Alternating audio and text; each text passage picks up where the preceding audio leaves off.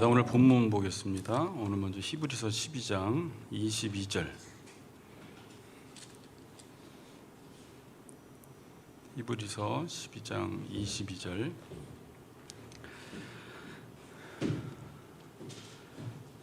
제가 읽겠습니다. 믿음으로 요셉은 임종시에 이스라엘 자손들이 떠날 것을 말하고 또 자기 뼈를 위하여 명하였으며. 자, 창세기 41장으로 갑니다. 41장 37절에서 45절까지 우리 한 절씩 교독합니다. 바로와 그의 모든 신하가 이 일을 좋게 여긴지라.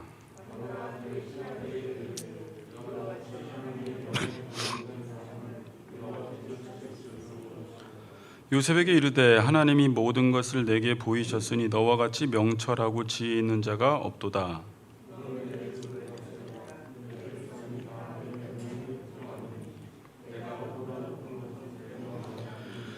바로가 또 요셉에게 이르되 내가 너를 애굽 온 땅의 총리가 되게 하노라 하고,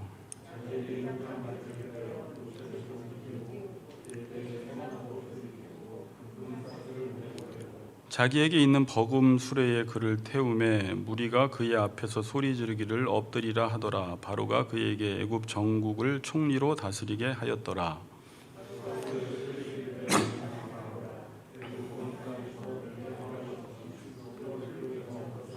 같이 읽겠습니다.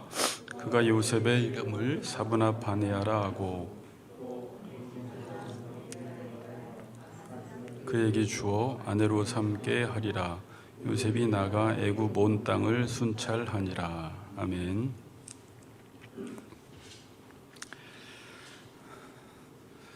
저희 아내가 뭘 하나 좀 제안을 했는데, 유튜브 보시는 분들이 이 교독을 하면은 이 성경 본문을 잘 이렇게 들을 수가 없으니까 어떤 목소리 좋은 한 분이 마이크를 대고 한번 본문을 쭉 읽어주시면 좀 좋을 것 같은데, 나는 목소리가 좋다 이렇게 자원하는 분이 있으면 다음 주부터 성경 본문을 좀 읽어주시면 좋을 것 같고, 없으면 제가 기도하는 가운데 한 분한테 전화를 드리겠습니다. 네, 이게 좋을 것 같죠? 네.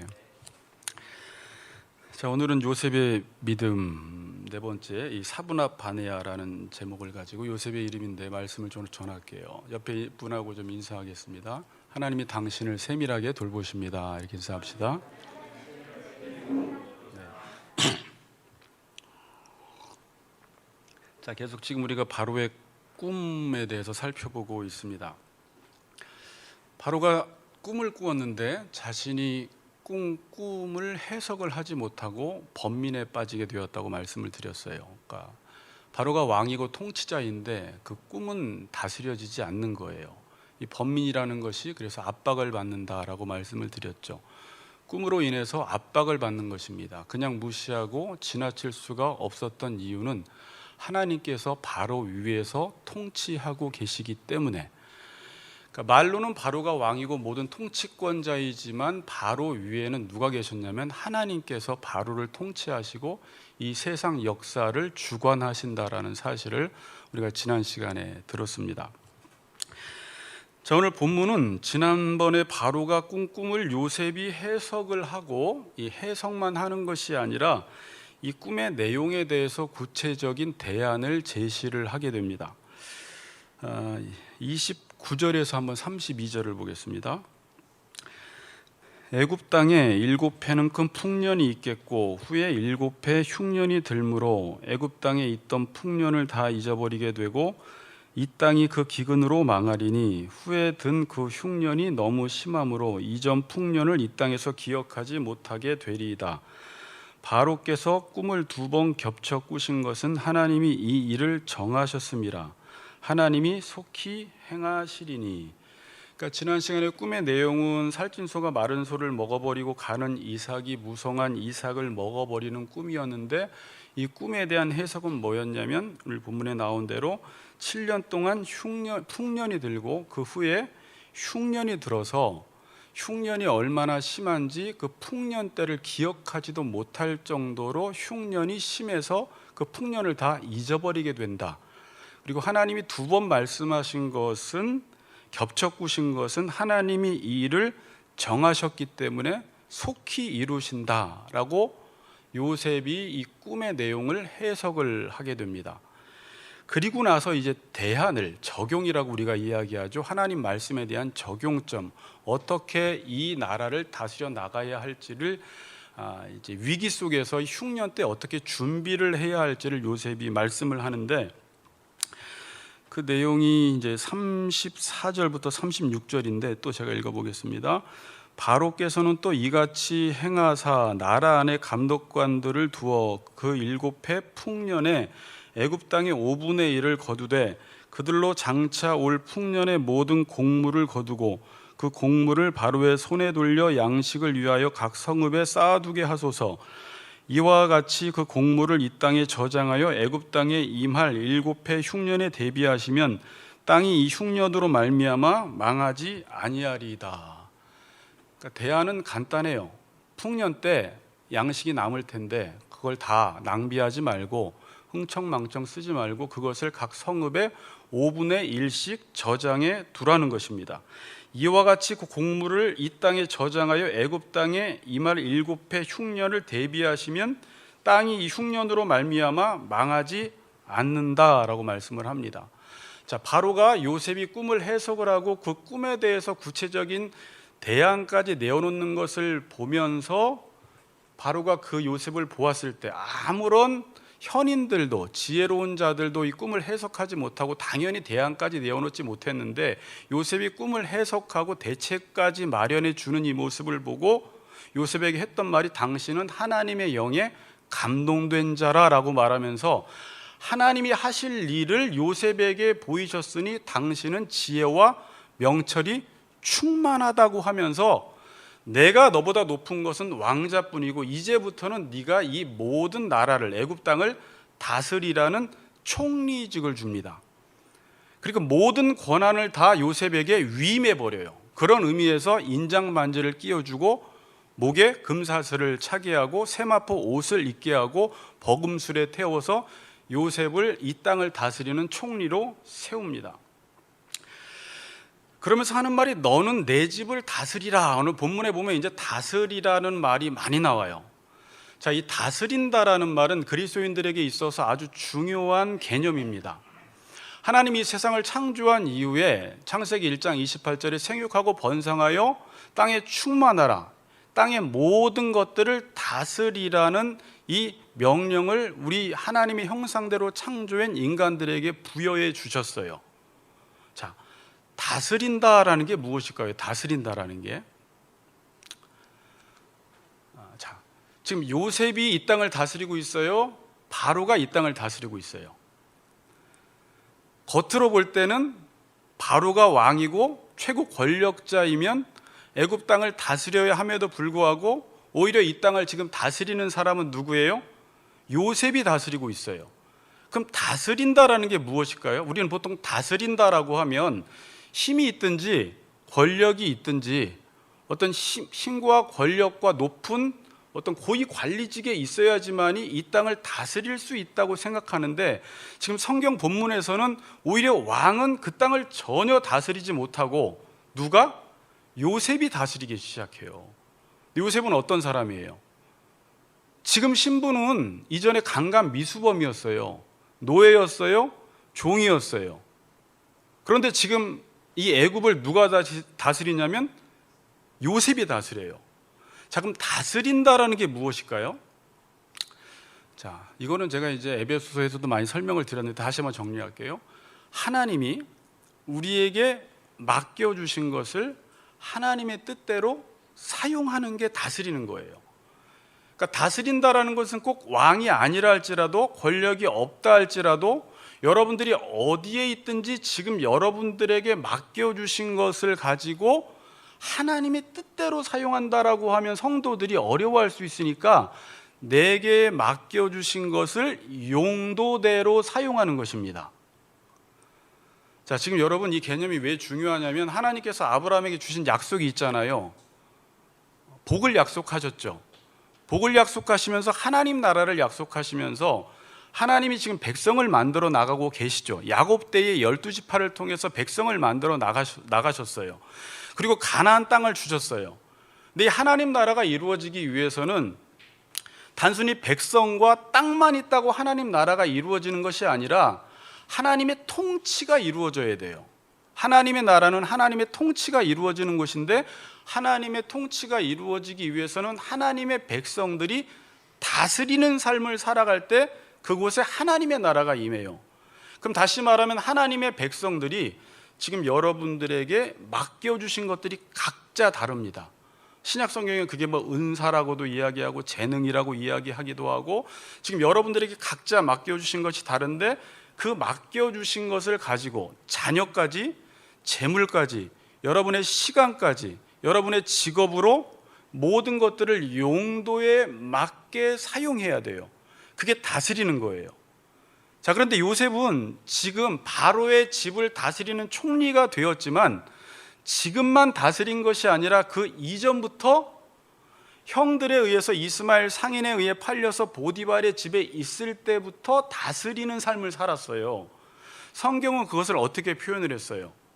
노예 생활을 하는데 맡겨진 것을 주인의 뜻대로 잘 다스리니까 모든 것들을 요셉에게 위탁했다라고 말씀하고 있죠. 다 맡겼다. 이게 하나님 백성의 삶이라는 거예요. 다스리는 게 무엇인지를 요셉의 생애를 통해서 보여주시는 거예요, 지금. 그러니까 요셉의 생애를 여러 가지로 막 우리가 해석을 할 수가 있지만 하나님 나라의 관점에서 보면 지금 여기서는 41장에서는 그 전부터 다스리는 게 무엇인가를 요셉이 그의 생애 속에서 하나님의 언약을 이루어 가시는 과정 속에서 그의 삶은 참으로 고난의 연속이었지만 그 맡겨진 그 모든 곳에서 하나님 앞에 살았다라는 그 말씀으로 요셉이 어떻게 하나님이 하시는 그 일에 순종해서 맡겨진 일을 잘 감당했는지를 가리켜 형통이라고 말을 했던 거예요. 2절과 마지막 절 사이에. 이게 형통하는 삶이에요. 자, 여러분 이것을 좀 주의 깊게 듣고 여러분들도 그렇게 살면 하나님께서 여러분들을 계속 다스려 나가시고 여러분들이 이 땅을 다스려 나가심으로 반드시 제가 다른 동기로 목회하는 것이 아니라 성도들을 그러한 그러니까 제 욕망이나 제 권력 유지나 뭔가 제 사리사욕을 위해서 교회나 목회를 하지 않고 모든 것들을 용도대로 사용하기만 하면 제가 다스리는 삶을 살아가는 것이고 반드시 하나님의 나라가 그곳에 임한다라고 성경은 약속을 하고 있어요. 얼마 전에 이제 우리가 뭐 지방 선거도 했고 대통령 선거도 했지만 사람들은 딱 그래요. 나한테 맡겨달래요, 다. 그럼 자기가 잘할 수 있대요. 그럼 여러분들이 이 말을 잘 믿어요, 안 믿어요? 안 믿는 데잖아요. 그러니까 뭐 공약을 내세우고 내가 뭐 이 나라를 바꿔보겠습니다, 이 지역구를 바꿔보겠습니다, 뭐 교육감이 되어서 교육을 개혁하겠습니다라고 해도 우리는 잘 안 믿어요. 그냥 그나마 난 사람을 하나 찍어주는 거죠. 그러니까 우리는 뭘 아냐면 저걸 맡으면 저 사람들은 그것을 가지고 이 땅을 잘 다스리는 것이 아니라 자신의 어떤 권력 유지를 위해서, 자신의 욕망을 위해서 사용한다라는 것을 아는 거예요. 그럼 이 사람들은요, 국회의원이 됐고 대통령이 됐지만 다스리는 삶을 살아가는 게 아니라 그 권력과 돈의 노예로 살아가는 거예요. 그러니까 다스린다라는 것은요, 다스리고 싶어도 인간의 그 죄성이 극복되지 않으면 다스린다라는 게 불가능해요. 인간의 죄성이 뭐냐면 어떤 자리에 가든지 모든 것을 자신의 욕망과 자신의 유익만을 위해서 사용하는 게 문제잖아요. 지금 여러분들이 목사가 그렇게 싫은 이유가 뭐예요? 목회자를 잘 못 믿는 이유가 뭐예요? 지금 믿지 않는 사람들이 정말 거룩한 교회 건물을 맡고 있고, 정말 건물이 아니라 교회를 맡고 있고, 이 성경을 맡아서 하나님 말씀을 전하는 것조차도 자신의 권력과 자신의 욕망을 위해 사용하니까 목사도 못 믿겠다는 거잖아요. 못 다스리는 거잖아요. 그러니까 교회는 큰데 그곳에 하나님의 나라가 임하지 않는 이상한 현상이 일어나는 거잖아요. 여러분들도 마찬가지예요. 지금 맡고 있는 게 무엇이에요? 돈이 있어요? 특별히 자식도 그러니까 다스리기 위해서는 요걸 알아야 돼요. 다스리기 위해서는 아무나 못 다스리고 누구만 다스릴 수가 있어요. 요셉의 생애를 보니까 제가 아까 힌트를 드렸어요. 누구만 다스릴 수 있어요? 하나님 앞에서 사는 사람만 다스림이 가능한 거예요. 지금 성경은 그것을 그냥 하나님 앞에서 살았다라고 말을 하는데, 자, 뒤에 또 말씀드리겠지만 하나님 앞에서 살았다라는 것은 단순히 하나님이 우리를 지켜보고 계시니까 똑바로 살아야겠다, 이 정도를 말하는 것이 아니에요. 하나님을 말씀할 때는 항상 지금 이 창세기에서는 하나님이 언약을 이루어 가시는 분, 지금도 꿈을 통해서 하시는 말씀이 뭐예요? 바로 위에 하나님이 계셔서 어떤 하실 일을 정해버리셨잖아요. 그래서 바로까지 통치하시잖아요. 그리고 그것이 어떤 내용인지 7년, 풍년, 흉년이라는 것을 통해서 하나님이 하실 일을 보여주셨고, 이것을 2번 겹쳐 꾸신 것은 하나님께서 속히 행하신다라는 거잖아요. 하나님이 그 일을 행하고 계시니까 요셉은 감옥에 있든지 노예 생활을 하든지 그 하나님이 하실 일을, 그러니까 자기는 하나님 앞에서만 순종한 게 아니라 보디발의 명령을 지킨 나라의 위정자와 지도자의 말에 순종해서 그것들을 용도대로 사용하는 것이 곧 하나님의 통치를 받는 삶이었어요.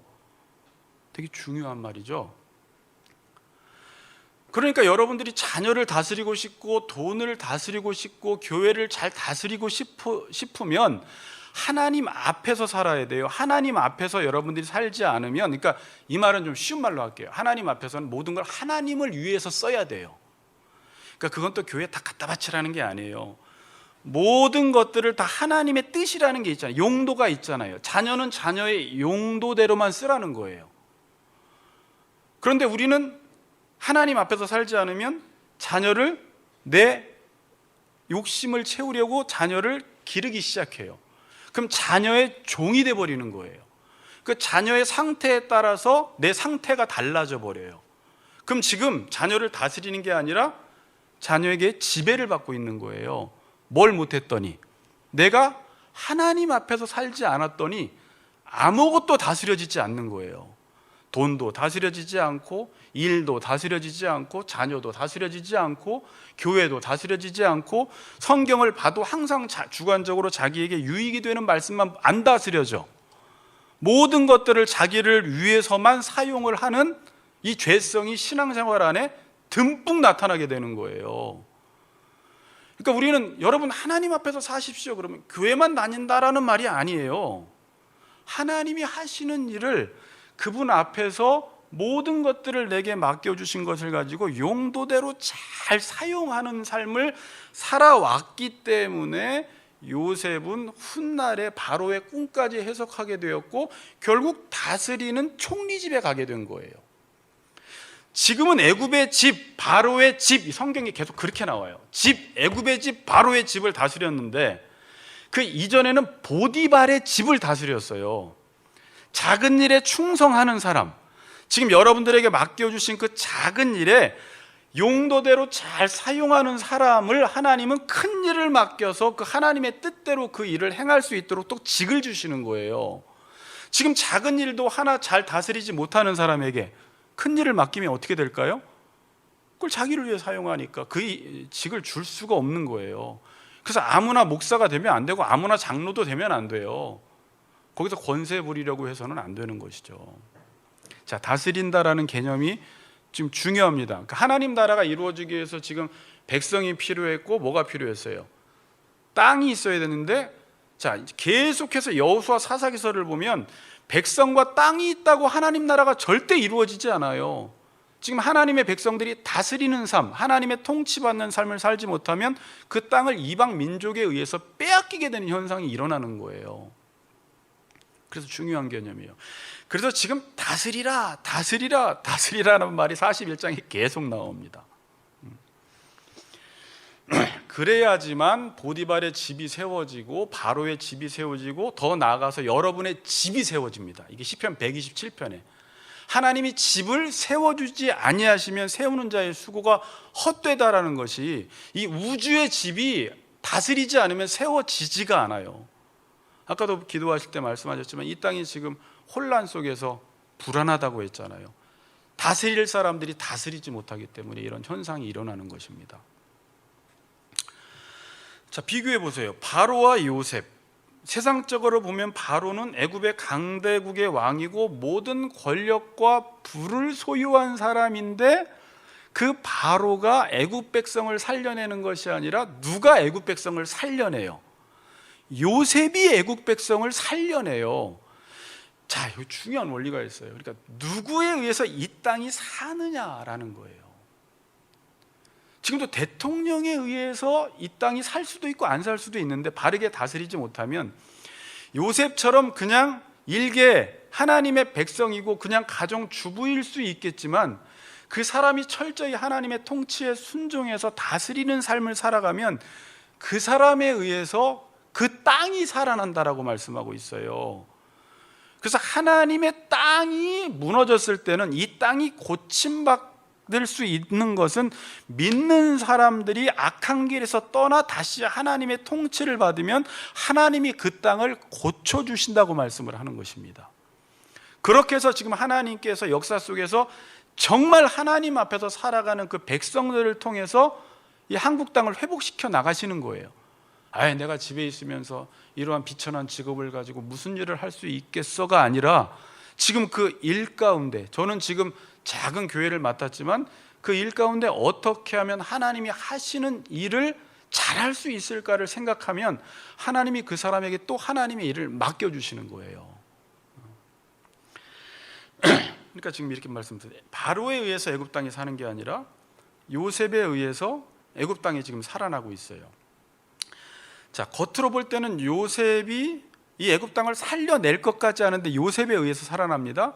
자, 그리고 나서 총리직을 준 이후에 바로가 요셉에게 준 이름이 뭐였어요? 사브낫 바네아라고 이야기했죠. 자, 저기 여러분 성경에 보면 각주가 달려있는 성경 있습니까? 제 건 있어요.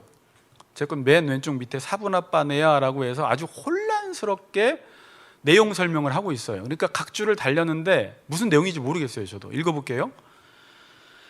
정확한 이름의 뜻은 알 수 없으나, 벌써 이렇게 나오죠. 생명이 풍성함, 세상의 구주, 비밀의 계시자, 생명을 이야기하는 신의 말씀, 신이 말씀하시며 살아계신다 중 하나일 것으로 짐작된다. 이 다양한 의미를 통해서 바로가 요셉에게 어떠한 기대를 걸었는지 어느 정도 짐작할 수 있다.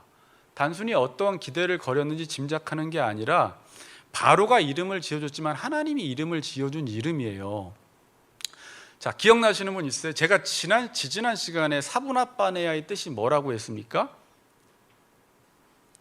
기억 아무도 못하시네. 그래서 설교가 재밌는 거예요. 아무도 기억을 못해서 계속 말씀하십시오. 은밀한 것을 열어 보이는 자라고 이야기를 했죠. 이거 제가 그냥 한 게 아니라 저도 주석을 보고 사전을 찾아보고 여러분에게 말씀을 드린 거겠죠. 그러니까 요셉은 지금 하나님께서 속히 정하셔서 하실 일, 그 꿈을 지금 해석을 했잖아요. 그러니까 바로가 하나님의 영에 감동되었다, 하나님이 지금 하시고자 하시는 일을 보여주었다, 지혜와 명철이 충만하다, 이렇게 말하잖아요. 그러니까 사브낫 바네아라는 이름은 하나님이 하실 일을 열어서 보여주는 자의 뜻이 있는데, 그러면 지금 계속해서 제가 그래서 이 부분에 대해서 다른 목사님들이 어떻게 해석하나를 몇 군데 찾아봤더니, 어떤 분은 뭐 생명의 부양자, 또 여기 각주에 나와 있는 대로 하나님은 말씀하시며 살아계신다, 또 그 위에 생명을 이야기하는 신의 말씀, 뭐 이런 식으로 또 말씀하고 계세요. 근데 뜻이 전혀 다르잖아요. 그래서 이 부분을 제가 계속 찾다가 어떤 한 교수님이 이 부분을 정리해 놓은 걸 봤는데 이게 맞겠다 싶어요. 자, 사브낫 바네아는 이집트식으로 해석을 하면 이 단어가 헷갈리나 봐요. 하나님이 말씀하시니 그가 살리라, 이 뜻이에요. 하나님이 말씀하시니까 그 나라가 사는 거예요. 그리고 신의 뜻을 따라 백성을 살리는 자, 그래서 어떤 목사님들은 생명의 부양자, 식량의 공급자다, 이렇게 지금 설교를 하시는 걸 봤어요. 자, 히브리적 의미는 비밀을 알려주는 자, 은밀한 것을 열어 보여주는 자. 그러니까 저는 저번에 사브낫 바네아를 저는 히브리식으로 지금 해석을 해서 여러분들에게 알려준 거죠. 그렇죠? 은밀한 것을 알려주는 자, 은밀한 것을 열어 보이는 자. 그럼 이 의미를 종합해 보면 뭐예요? 신의 뜻, 그 비밀을 알려주어서 백성들을 살려내는 자, 생명의 부양자라는 거예요. 그러니까 누가 지금 생명을 공급해주고 있어요. 애굽 땅에. 애굽 땅뿐만이 아니라요, 각 나라를 살리고 있어요. 지금 전 세계를. 누가? 요셉이. 그럼 요셉이 지금 생명의 부양자가 되어서 이 사람들을 잘 살게 해주잖아요. 그건 단순히 쌀로, 곡물로 잘 살게 해준다라는 말이 아니라 진짜 이 사람들에게 생명을 공급해주는 자라는 말이거든요. 그럼 어떤 사람이 생명을 공급해준다라는 거예요? 하나님의 비밀, 하나님의 계시의 말씀을 열어서 밝히 보여주는 자가 생명의 공급자라는 말이에요. 당연하죠. 그 하나님의 뜻이 무엇인지를 알아서 지금 계속 꿈을 꾸는데, 감옥에서건 바로건 그 꿈을 해석을 하지 못해서 이 땅을 어떻게 치리해야 할지를 모르잖아요. 근데 이걸 누가 해석을 했어요? 하나님의 영에 감동된 요셉이 이 꿈을 해석만 한 것이 아니라 그 꿈을 해석을 하고 그 꿈에 대해서 대책까지 마련함으로 모든 백성을 살린 거예요. 지금 그래서 생명의 공급자가 된 거예요. 그러니까 이렇게 지금 정리할 수 있어요. 하나님의 뜻을 열어서 보여주는 자가, 신의 뜻이 무엇인지를 알아서 알려주는 그 사람이 그 나라를 살리는 생명의 공급자, 부양자가 된다라는 말이에요. 요셉이 그 일을 했고 하나님 백성이 그렇게 살라는 말이에요. 지금 여러분의 존재가 그러한 존재라는 것입니다. 있습니까? 네. 그러니까 지금 이 세상은, 좀 더 깊이 묵상해 보세요. 우리는 지금 다 어디에 몰두하고 있냐면, 어떻게 열심히 살고 노력하고 스펙을 쌓고 이력을 쌓아서 잘 살까를 생각하는데, 성경은 그렇게 한다고 절대 잘 살지가 않아요. 왜냐하면 하나님이 어떤 일을 행하시는데 그 하나님이 행하시는 일을 알고 준비를 하는 차원에서 그 일들을 행해 나가야 된다는 거예요. 그러니까 하나님의 계시 없이 인간 편에서 노력과 열심과 위대한 일을 행함으로 잘 살 수 있다라고 생각을 하는데, 그러한 방식 가지고는 지금 세상은, 현인들은 영적인 것은 영적인 것으로만 분별하지 육적인 사람들은 그 하나님의 뜻을 알지 못하기 때문에 지금 이 땅은 아까 기도하신 대로 혼란 가운데, 불안한 가운데 어디로 가야 할지 모르는 방황하는 사람들이 지금 수없이 많은 거예요. 교회가 교회 역할을 못하기 때문에.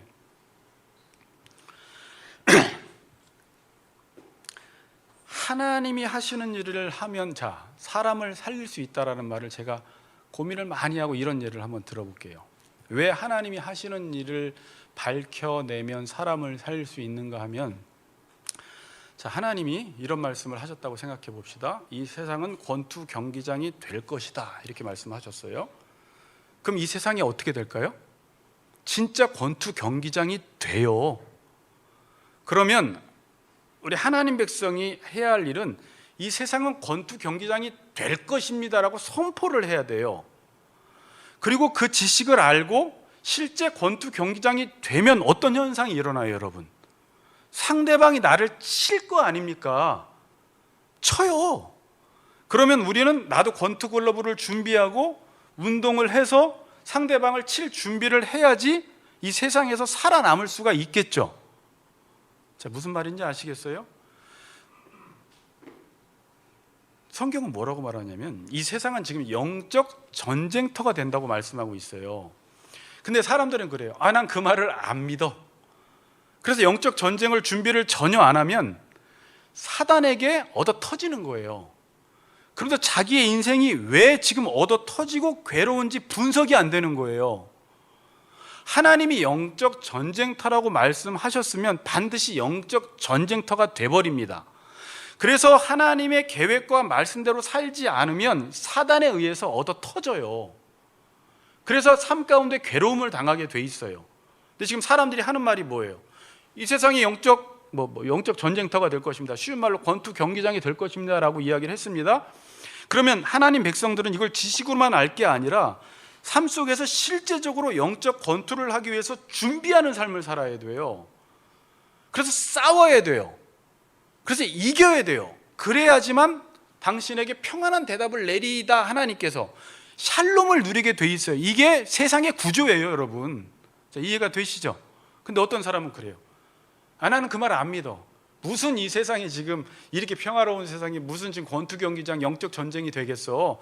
나는 그 말 안 믿을 거야. 그리고 교회에서 권투 글러브를 준비하십시오. 스파링을 준비하십시오. 딴 일보다 여러분들이 우선순위를 먼저 영적 전쟁을 하는 일을 준비하십시오라고 이야기를 해줘도 그 말을 믿지 않고 나는 나가서 춤추고 싶어요. 나는 나가서 놀고 싶어요. 라고 해서 춤추고 놀아도 되는데 문제는 뭐예요? 얻어 터진다는 거예요.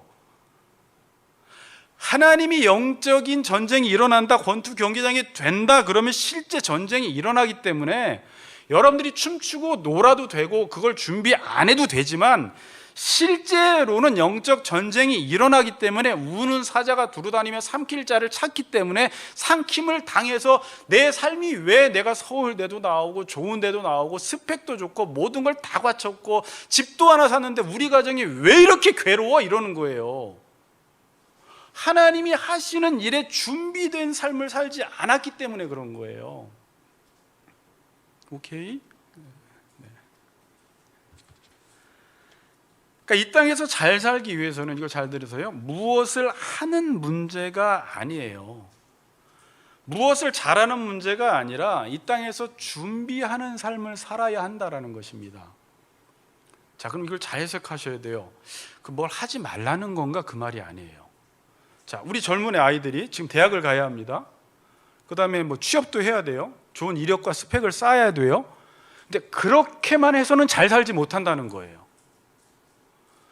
잘 살 것 같은데 결국은 하나님이 하시는 일과 역행하는 삶, 그러니까 하나님이 하시는 일에 대해서 준비하는 차원에서 대학을 가고 준비하는 차원에서 스펙을 쌓고 그 일을 하기 위해서 경력과 경험을 쌓으면 그게 나를 살리고 집을 세우는 일에 쓰여지는데 하나님이 하시는 일의 준비 차원에서가 아니라 내가 이런 것들을 잘 갖춰 놓으면 잘 살겠다라고 이야기하면 당장은 대학 들어가고 취업이 되어서 연봉이 1억, 2억 되지만 잘 살지는 못해. 그러니까 부자라고 잘 사는 거 아닙니다.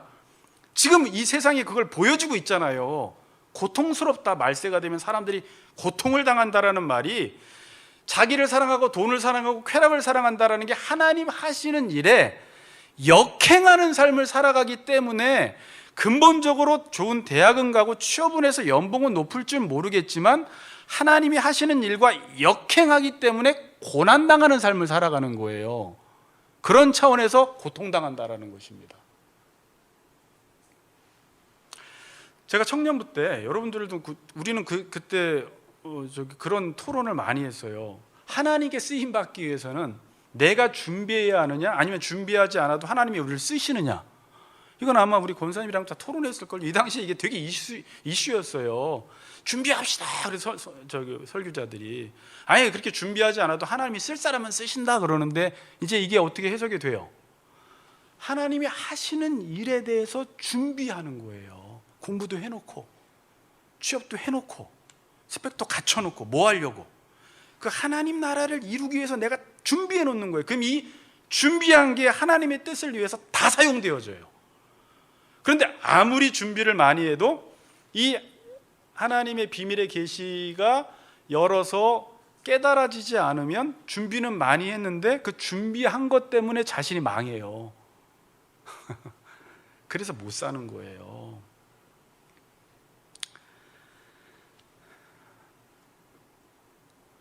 저희 교회가 이제는 지금까지는 권투 경기장이 될 것이다라는 것을 제가 묵상을 하면서 그걸 가르쳤어요.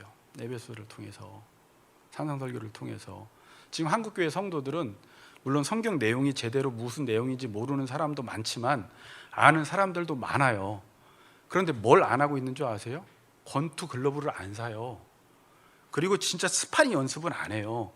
그리고 그냥 권투 경기장이 될 거라는 것을 안다라는 것만 가르치기만 해요. 실제 그렇게 안 살아가는 거예요. 그러니까 하나님의 통치가 임하지 않아요. 하나님의 나라가 임하질 않아요. 우리가 다스리는 삶을 사는 것 같은데 잘못하면 교회만 다녀요. 그냥 머리로만 알 수가 있어요. 그러면 하나님이 하실 일을 실제로 준비를 해야 돼요. 저희가 그 하나님의 나라가 임할 수 있도록 우리 교회가 뭔가 준비를 해야 돼요. 그리고 여러분들이 실제 그렇게 뛰어야 돼요. 주일날만 나와서 앉아있는 차원이 아닌 그 일을 여러분들이 마지막 죽기 전까지 그 일을 할 때 여러분들, 우리 성도들을 통해서 그 일들이 이루어지는 거예요. 아멘. 그렇게 생각하셔야 돼요. 자, 오늘 본문은 하나님의 말씀이 무엇이에요? 꿈이 무엇이에요? 7년 풍년이 오고 7년 흉년이 온다는 거예요.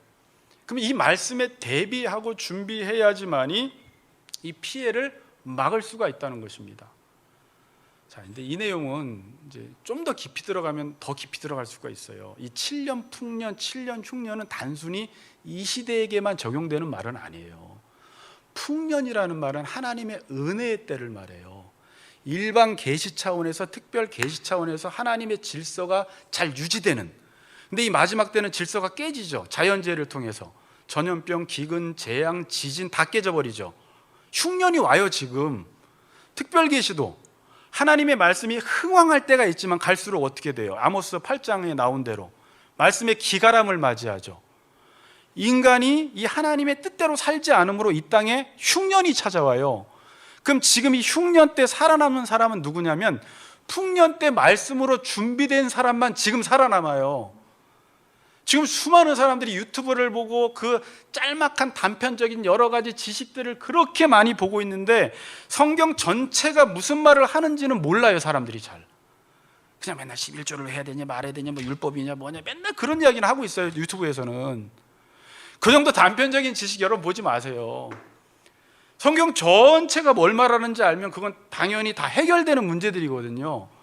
그리고 그 하나님의 일을 알았으면 어떻게 살아야 할까를 말해야 되는데 계속 그거 클릭하면서 이거는 맞고 저건 틀리고 이 사람 설교는 이렇게 해가지고는 신앙 하나님의 일을 준비를 못해요. 여러분, 제가 이렇게 하면 또 길어져.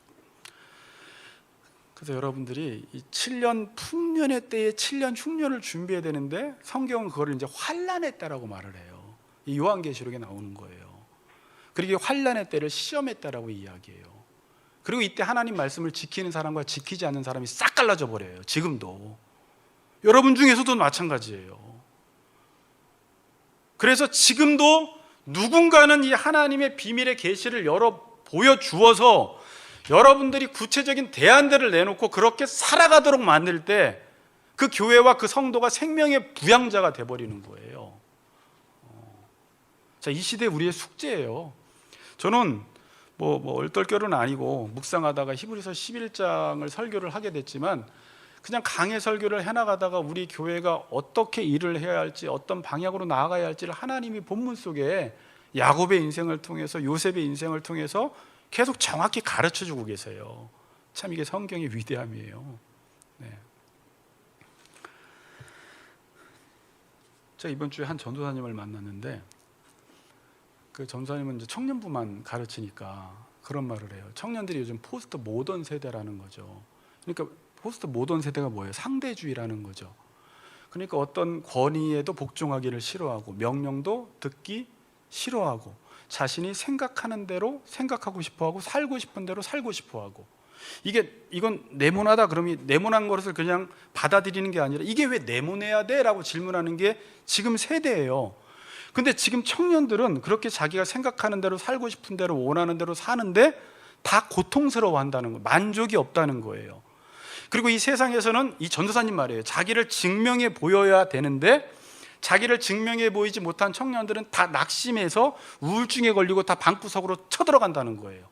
그래서 방구석에서 자기를 이런 여러 가지 페이스북이나 이런 데에 좋은 면만 계속 부각시켜서 자신의 존재를 어떻게 해서든지 증명해 보려고 하는 게 지금 청년들의 삶이라는 거예요. 딱 맞아요.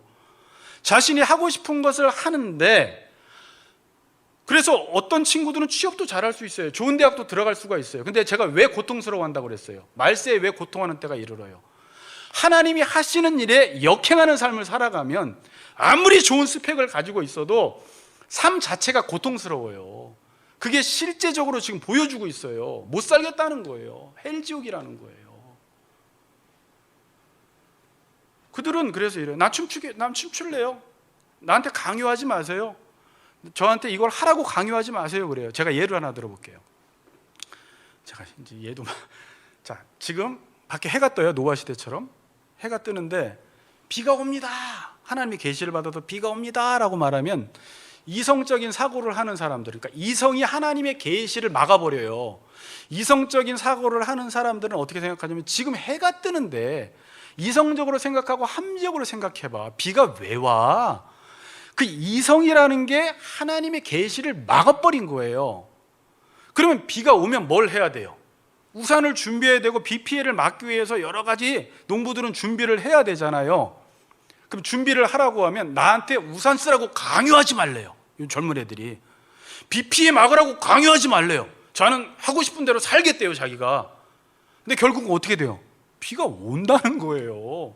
근데 비 맞으면서 내 삶은 왜 이렇게 고통스럽지? 이제 이러고 있는 거예요. 안다스탠드?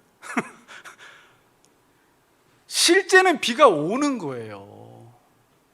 자, 이 시대가 그래요, 지금.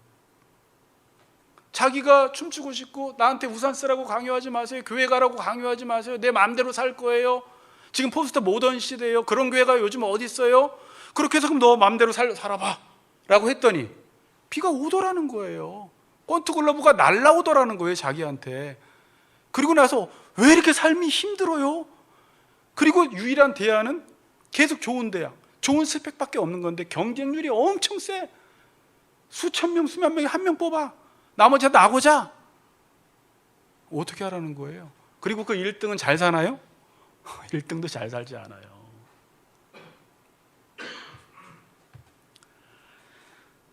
성경은 이 마지막 때가 환난을 당한다고 해요. 예수님이 너희가 세상에서 환난을 당하나 담대하라 내가 세상을 이겼다라고 이야기하면서 이 말세 자체, 초림과 재림 때부터는 환난의 때예요. 이미 말세예요. 말세는 시작이 됐고 지금은 말세 지말이죠. 그래서 사도 요한은 계시록 7교회에게 편지를 쓸 때 시험의 때가 온다고 말씀합니다. 특별히 이렇게 말씀하세요. 내가 그 서머나 교회에는 이 시험의 때에 환난을 받는데 환난을 받을 때 성도들은 이렇게 살아가래요. 내가 죽도록 충성하라 그리하면 생명의 면류관을 받으리라. 그러니까 끝까지 하나님의 말씀을 붙들고 충성하라는 것이죠. 그 다음에 빌라델비아 교회에는 이 시험의 때에 환난이 심해지는데 그때 내가 가진 것을 굳게 잡아 아무도 내 면류관을 빼앗지 못하게 하라는 거예요. 자 보세요. 시험의 때는 반드시 환난이 같이 옵니다. 계시록에 보면. 그럼 시험의 때가 뭐라고 했어요? 하나님의 말씀을 지키는지 아니 지키는지예요. 하나님의 계시를 열어 보여주는 것조차 막혀버리면 그 시대는 망한 것이고, 우리 한국교회는 그나마 축복을 받아서 깨어있는 목사님들이 계셔서 이 하나님의 계시가 무엇인지를 알려주면 그 말씀을 지키는지 아니 지키는지에 따라서 그게 핍박이냐 아니면 환난, 고통이냐로 갈라지기 시작해요. 자, 이 말이 무슨 말이냐면 시험의 때 하나님의 말씀을 지키면 핍박이 있을까요, 없을까요? 해 뜬다고 강조하는 사람들에 의해서 우산을 준비한 사람들은 노아 시대처럼 핍박을 당해요. 의를 위해서 핍박을 당해요.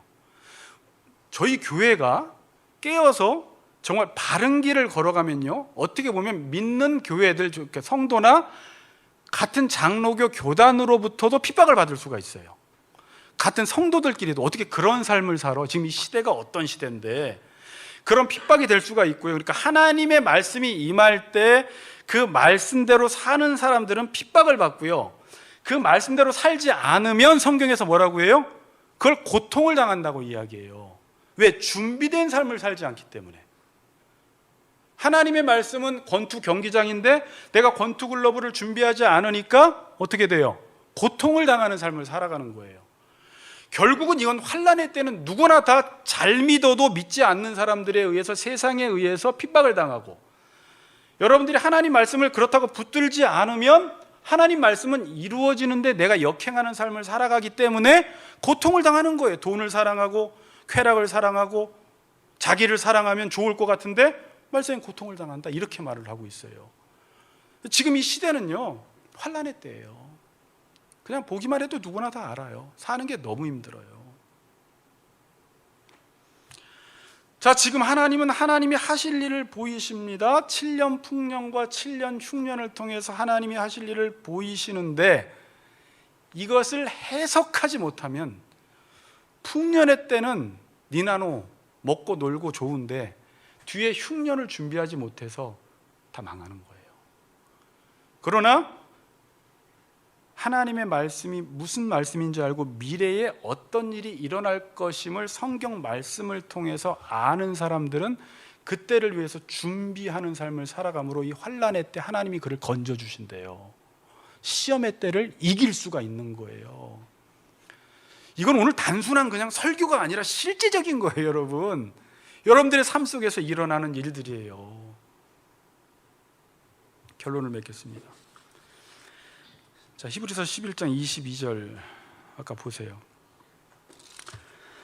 믿음으로 요셉은 임종시에 이스라엘 자손들이 떠날 것을 말하고 또 자기 뼈를 위하여 명하였으며. 자, 요셉의 믿음을 여러 가지 것들로 표현할 수 있는데 지금 히브리서 저자는 요셉의 믿음을 이렇게 표현해요. 뭘로 표현해요? 임종시에 이스라엘 자손들이 떠날 것을 말하고 또 자기 뼈를 위하여 명하였다. 그러니까 요셉의 믿음은 뭐냐? 떠나는 것이라는 거예요. 이게 엑소도스 출애굽이라는, 그러니까 출구라는 말이에요. 출애굽 그때 같은 단어예요.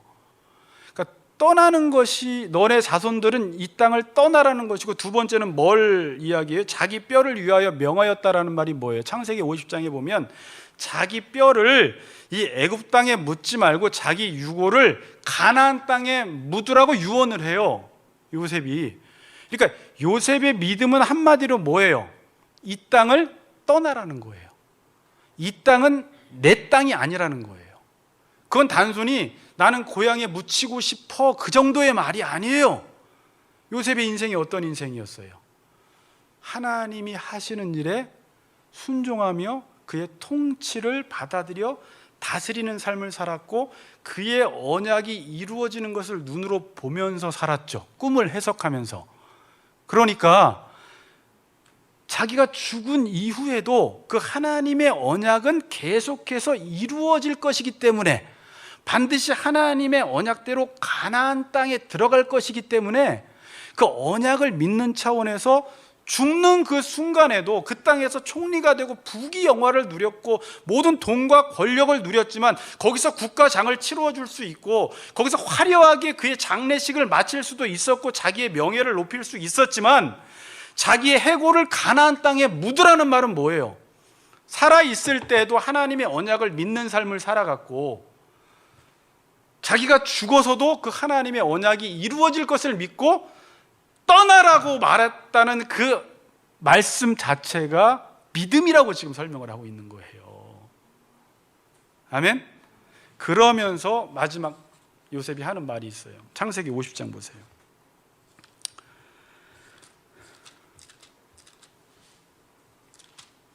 22절에서 26절 이거 읽고 이제 마칩시다.